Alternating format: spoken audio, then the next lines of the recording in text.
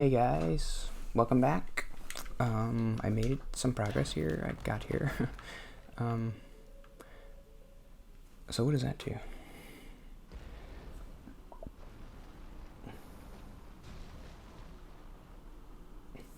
So I guess I was thinking maybe this wasn't such a great idea to record so many episodes.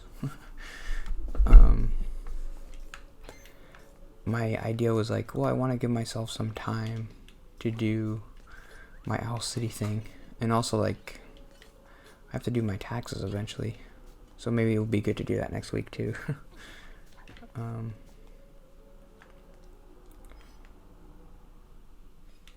How do I get back?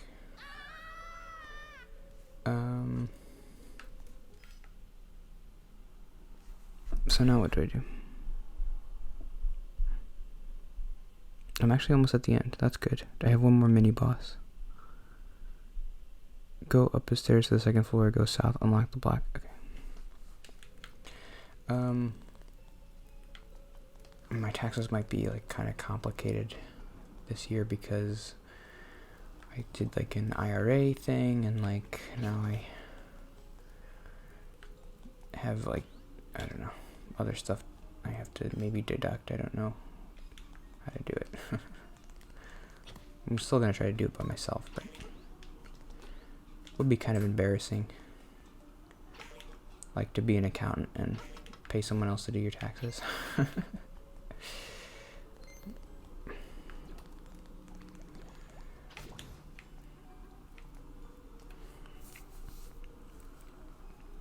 have to hit a crystal somewhere. I'm gonna try to talk about the book today. Hero with 1,000 Faces. So maybe I haven't explained what the book is really about. Well, this guy Joseph Campbell came up with this idea of the monomyth, which is like all mythology and all storytelling basically follows the same structure. I guess good stories is kind of implied, like, well, it has to be a good story.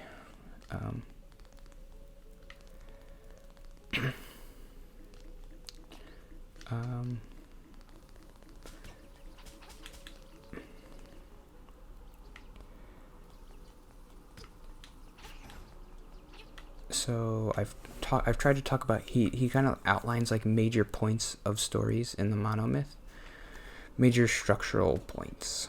I try to talk about every one. So the next one is called I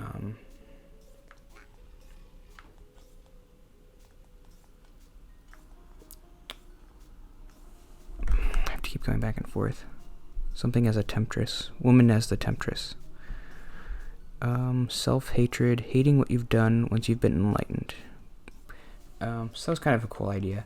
Once the hero meets with the goddess and kind of learns the power that they're going to learn,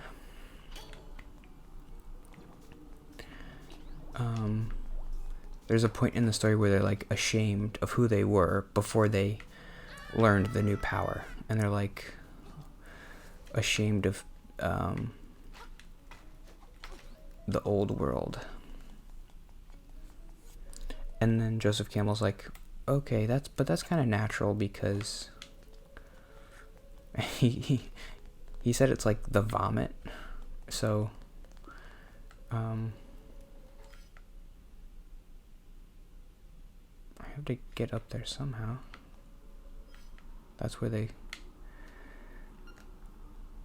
I have to get up to this key. So I have to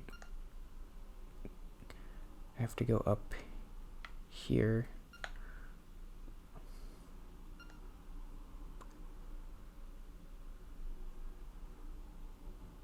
Or I could go here. Okay. Sorry. I thought that was a cool idea. But yeah, he said it's like the hero is like vomiting, and he's like disgusted at what's coming out of his mouth. He's like, but vomiting is good because it means you're kind of expelling stuff that's not good for you. So the hero has to do it, and he has to be like disgusted by himself, but it's still a good thing.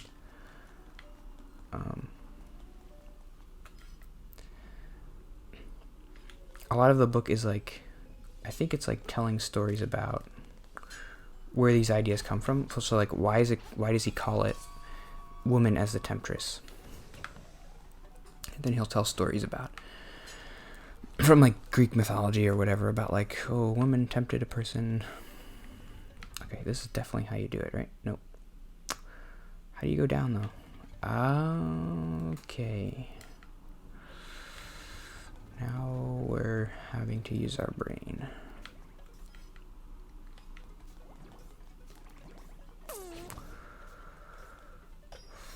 Okay, yeah, I definitely don't know how to do this. I'm gonna pause it. Hopefully I remember to cut this out, but I don't know how to do it. Okay, pause it. Remember to pause it, please. Hey guys, I'm back. Hopefully I remember to edit all that stuff out. I got the mirror shield. That's cool. But yeah, I don't like to edit because I'm lazy and I don't like to. It takes time to do that.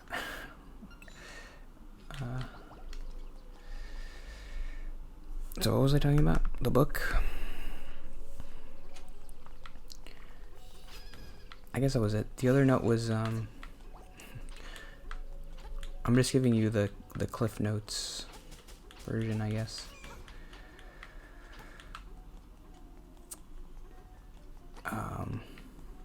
So woman as a temptress, and then the next part is Atonement with the Father, which seems like the most important part of the story. Well, I guess the three most important parts I've gotten to so far are crossing the first threshold, the road of trials, and then meeting with the goddess is like kind of connected, and then Atonement with the Father.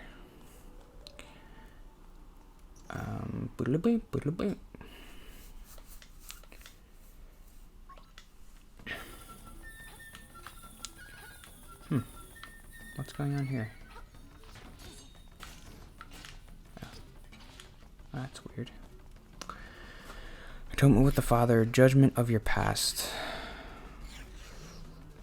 So I guess the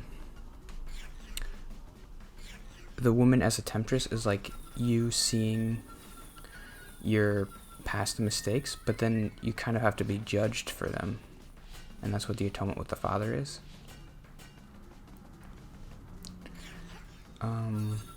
And he said sometimes the father is like an ogre, and he's like mad at you for what you did. But most of the time the father is merciful, like, and I think he mentioned Christianity, like Jesus is merciful, or like God the Father is merciful for your mistakes. Am I supposed to be doing something here?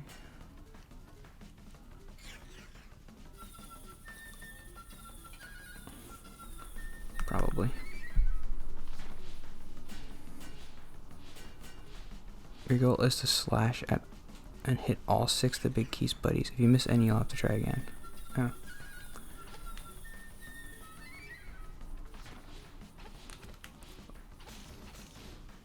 Why did he jump over me? That was weird. There's a lot of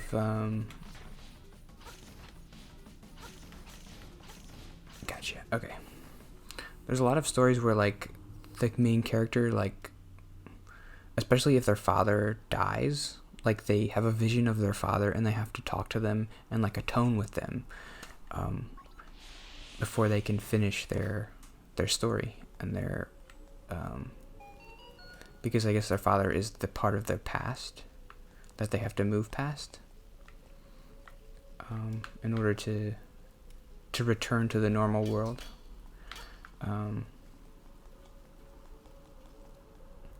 He didn't mention this, but that kind of is what... I mean, I don't think I'm saying anything right about this book. I think I'm just taking like my own experiences and kind of like putting it onto the book and being like, okay, this is how I think it applies to movies and stuff, because that's all I really care about.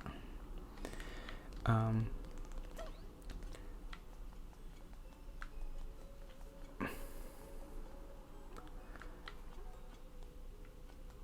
I had a point I was going to make, and I forget what it was. What does that do? Oh, I know what to do. So you meet with your father and atone with your past, because the whole point of a story is to create something new. That's kind of what I feel like Joseph Campbell was saying, is like, you live in the old world, and then once you go through your story, you come back to the old world, but you change it. You make it different because you're different, and you've brought something back from the unknown world, the underworld, and the overworld. I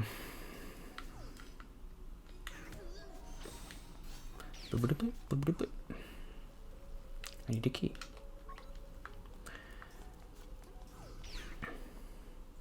So it makes sense that you would have to atone for the old world to be like represented by your father.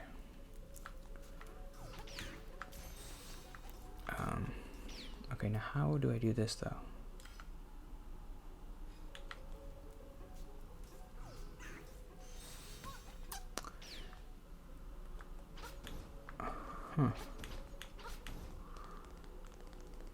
That's weird.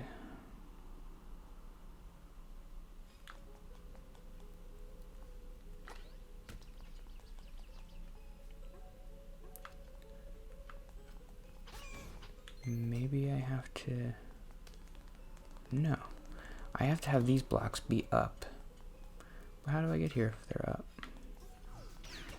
That doesn't make any sense. I need a key. I don't know where to get the key.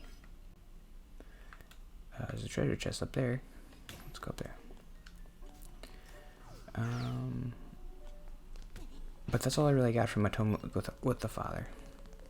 This is like, I got 2 sentences, which is, I guess is more than I had before. There's a key in this room.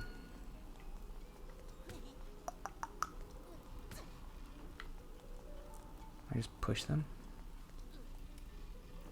Maybe. Oh.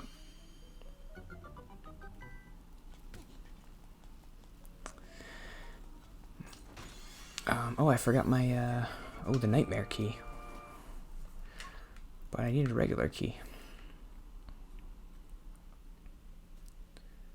Or do I? My college basketball team is playing today. Their last game of the season. I've never really cared about my college sports teams, really. But this year's like, well, college basketball is kind of fun, and Rutgers has always been terrible, and they're finally good. They've been terrible for like 30 years, and this is the first good year they've had. And it's like exciting. College basketball is fun because the games are so short, and it's just like, it's fun to watch because they're the game is different from the NBA because college kids aren't as good at shooting. So there's a lot of passing, which is fun to watch for me. I don't know. Because you have to get an open shot. You can't just like, there's not a lot of isolation, which is they do in the NBA, which is just like, give your best shooter the ball and just have him dribble and then shoot. Because he can shoot with a man on him because he's one of the best shooters in the world. So he can shoot from anywhere. Like, just give Steph Curry the ball and he'll shoot it. Which is not really fun to watch. I mean, it's fun to watch Steph Curry shoot because he can just like pull up and shoot from anywhere. But I like college basketball because it's a lot of passing, and people like you have to play good defense, and I don't know, it's fun. But that's it for today, I think. But I forget when they're playing. Probably like 7 o'clock. All right. See you tomorrow.